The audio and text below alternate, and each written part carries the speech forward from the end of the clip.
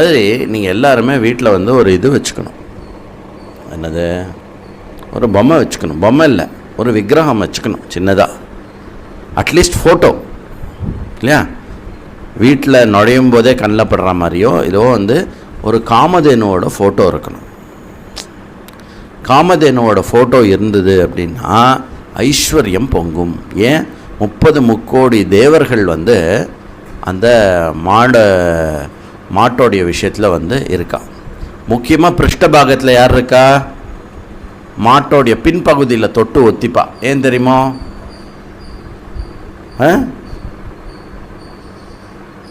மகாலட்சுமி இருக்கிற இடம் அது.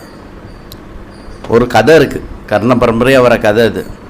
எல்லா தேவர்களும் வந்து பசுமாட்டோடைய ஒரு ஸ்தானத்தை எடுத்துட்டாலாம். மகாலட்சுமி மட்டும் நம்ம கிட்ட தானே எல்லோரும் வருவா, நம்ம எதுக்கு போகணும் அப்படின்னு சொல்லி